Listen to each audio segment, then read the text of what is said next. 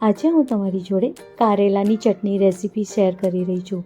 તમે ઘણી બધી ચટણી ખાધી હશે, એકવાર તમે આ કારેલાની ચટણી જરૂરથી ટ્રાય કરજો। જ્યારે કોઈ બી શાક ના હોય તો તમે આ ચટણી બનાવીને ખાઈ શકો છો અને તમે રોટલી સાથે કે પૂરી પરાઠા સાથે પણ ખાઈ શકો છો। આ ખાવામાં બહુ જ ટેસ્ટી હોય છે અને ખાવામાં તો બહુ જ ચટપટી। એકવાર આ રેસીપી જરૂરથી ટ્રાય કરજો। અહીંયા મેં 2 કારેલાની છાલ લીધી છે। જે છાલ હોય છે આપણે એને આવી રીતે પતલી પતલી કાઢી લેવાની છે અને હવે એ કંઈક આવી રીતે મોટી મોટી છાલ છે, એટલે હવે આપણે એને થોડી નાની નાની કરી દઈશું। પછી જ્યારે આપણે એને મીઠુંમાં પલાળીએ એટલે ઓટોમેટિકલી એમાંથી પાણી નીકળી જાય છે, એટલે એ ઓછું થઈ જાય, પણ આપણે થોડુંક જ કટ કરીશું, 1ના 2 કટકા, બહુ નાની નથી કરવાની। આવી જ રીતે આપણે બધી છાલને કાપી લઈશું। હવે આપણે એને બરોબર વોશ કરી દેવાનું છે।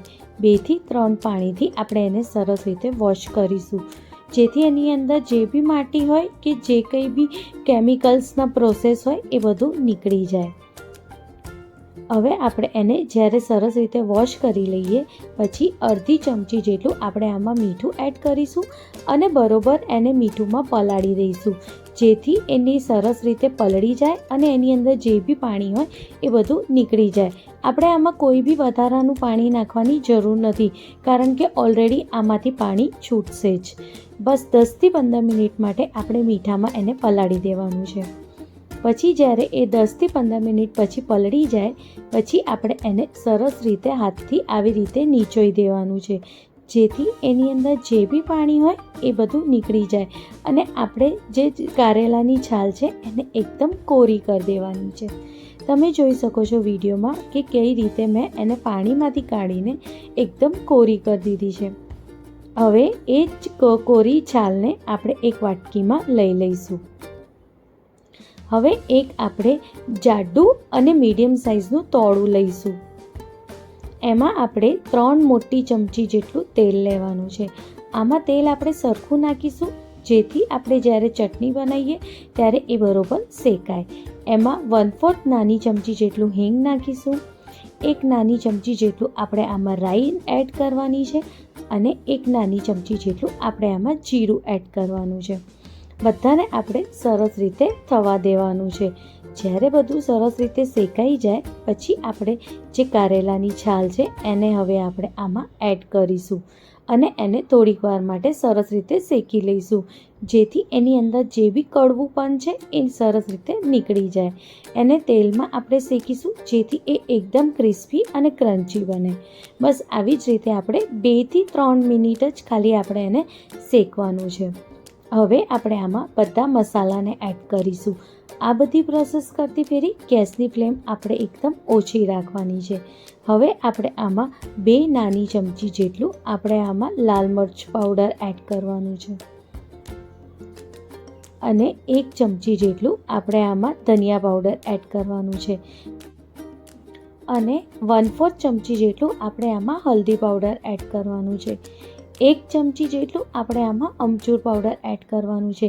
જો તમારી જોડે અમચૂર પાવડર ના હોય તો એની જગ્યાએ તમે 1 આખું લીંબુ પણ એડ કરી શકો છો, પણ ખટાશ તમે તમારા ટેસ્ટ પ્રમાણે જ આમાં એડ કરજો। હવે બધાને આપણે સરસ રીતે મિક્સ કરી દઈશું। હવે આપણે આમાં થોડુંક જ મીઠું એડ કરીશું। મેં અહીંયા 1/4 ચમચી જેટલું જ મીઠું આમાં એડ કર્યું છે, બહુ મીઠું નથી એડ કરવાનું। જ્યારે આપણે છાલ મીઠામાં પલાળી હતી એટલે એનો બી મીઠાનો ભાગ અંદર હશે, એટલે આપણે થોડુંક જ મીઠું એડ કરવાનું। હવે આપણે આમાં ચણાનો લોટ એડ કરીશું। પહેલાં આપણે 4 ચમચી જેટલું ચણાનો લોટ એડ કરીશું અને બરોબર મિક્સ કરીશું। જ્યારે 4 ચમચી જેટલું લોટ એડ થઈ જાય પહેલાં પછી આપણે એને સરસ રીતે મિક્સ કરી દેવાનું છે। તમે જોઈ શકો છો કે આ બધી પ્રોસેસ મેં કઈ રીતે કરી છે। 4 ચમચી જ્યારે એડ કરી લઈએ ચણાનો લોટ પછી પહેલાં આપણે સરસ રીતે મિક્સ કરવાનું।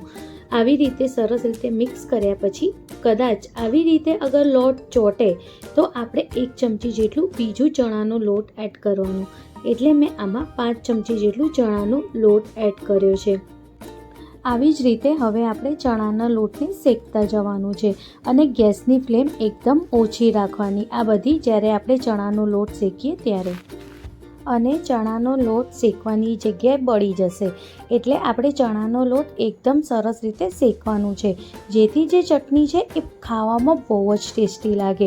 એટલે આપણે એકદમ ધીમા તાપે આ બધી પ્રોસેસ કરવાની છે. આપણે એકદમ સરસ રીતે ધીમે ધીરે એને મિક્સ કરતા જવાનું છે અને આવી રીતે આપણે એને હલાવતા રહેવાનું છે. લગભગ આપણે 5 મિનિટ સુધી બસ આવી જ રીતે સરસ રીતે એને મિક્સ કરવાનું અને હલાવતા જવાનું, જેથી ચણાનો લોટ શેકાઈ પણ જશે અને નીચે ચોંટશે પણ નહીં. બસ આ જ પ્રોસેસ આપણે લગભગ 5 મિનિટ માટે કરવાની છે. અને તમે જોઈ શકો છો કે કેટલી સરસ ચટણી બનીને રેડી થઈ ગઈ છે. જો ઘરમાં કોઈ શાક ના હોય કે કોઈ શાક ખાવાની ઈચ્છા ના હોય, ત્યારે તમે રોટલી સાથે આ ચટણી બનાવીને ખાઈ શકો છો. આ ચટણી સહેજ કડવી બી નહીં લાગતી. એવું નથી કે કારેલાની ચટણી છે તો કડવી લાગે, સહેજ બી કડવી નથી લાગતી અને ખાવામાં તો બહુ જ ટેસ્ટી લાગે છે. તમે એકવાર આ કારેલાની ચટણી જરૂરથી ટ્રાય કરજો. બસ કારેલાની ચટણી આવી જ કોરી અને આવી જ થવી જોઈએ. બહુ લચકા પડતી પણ ના હોવી જોઈએ કે પાણી પૂરતી બી ના હોવી જોઈએ. આવી જ રીતે એકદમ કોરી અને સરસ ચણાનો લોટ શેકાયેલી હોવી જોઈએ. જો તમને મારી આ કારેલાની ચટણીની રેસીપી ગમી હોય તો તમે એને લાઈક, શેર અને કમેન્ટ જરૂરથી કરજો. અને મળીએ એક નવી રેસીપી સાથે. Thank you.